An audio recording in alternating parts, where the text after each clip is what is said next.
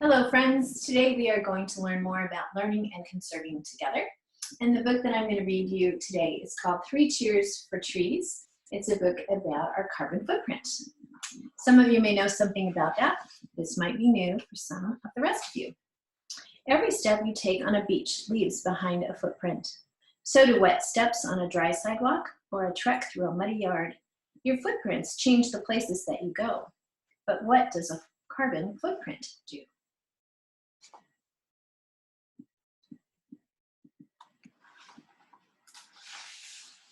A carbon footprint doesn't look like a foot. In fact, you can't see it at all, but it is a mark you leave behind. A carbon footprint measures how much you change Earth by using its fossil fuel energy.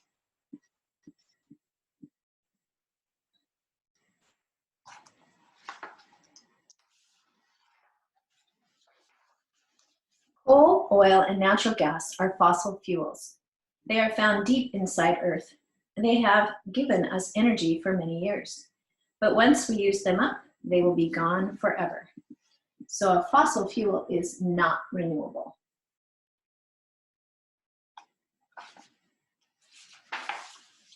When fossil fuels are burned for energy, they give off pollution. The pollution acts like a blanket around Earth. When the blanket thickens, Earth gets hot. So some of you might have heard about global warming, and that is something that contributes to that. A hot, polluted planet isn't good for anyone. That's why we need to make good choices about our energy use. The smaller our carbon footprints, the healthier we keep Earth. And I'm sure nobody would think that this was healthy or want our Earth to look like this. It takes energy to make stuff. An easy way to shrink your carbon footprint is to reuse items. Old socks can be made into puppets. Empty jelly jars make great piggy banks. By reusing items, we keep factories from making too much stuff.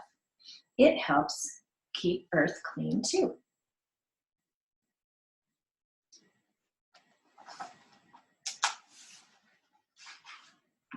Another way to reuse old items is to give them away.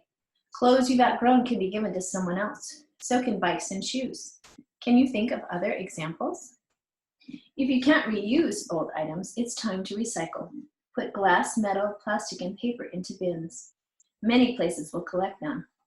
It's that easy. And in Chandler, we have great recycling. A big part of our carbon footprint comes from driving. Cars, buses, and trucks add a lot of pollution to the air. You can keep Earth cooler and cleaner by walking or riding your bike. And it's a great way to get outside with your family, especially right now.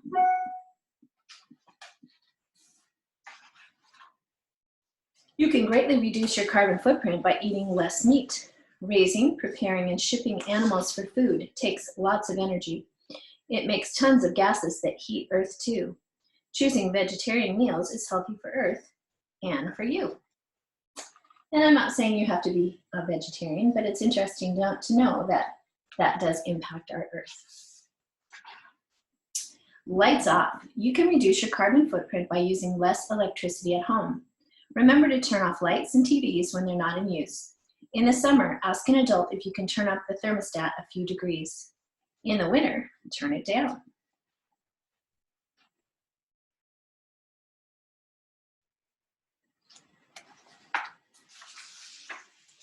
There is something else that can help us use less electricity.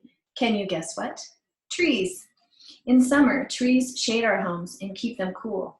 In winter, trees help keep our homes warm by blocking cold winds. In Arizona, we don't have such cold winters, but trees are always helpful. They help put good air back into our environment.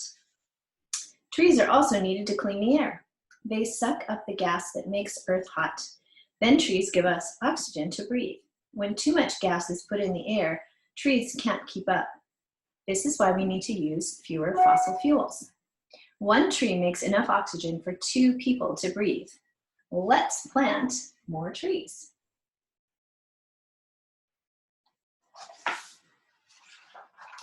Trees preserve life. Without them, Earth would overheat. and we'd have nothing to breathe. Let's be mindful of what we use and do to take care of our planet. A smaller carbon footprint means a happier home for us all.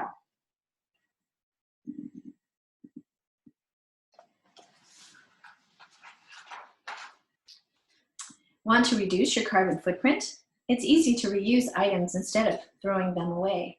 Here's a fun way to reuse a glass bottle. You will need an old glass bottle, washed, string or yarn, white craft glue, toothpick, and scissors.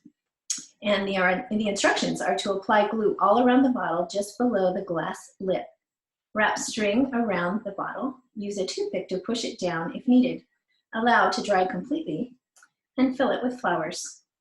Try using different colors or textures of yarn to create your own unique look. So this might be something fun for you to do if you have these little supplies around your house during our distance learning. In the back are some glossary words and some internet sites and some read more. So if you are interested, I will put a few of these in my newsletter. I hope you enjoyed today's reading selection, and I hope you think about how you can reduce your carbon footprint.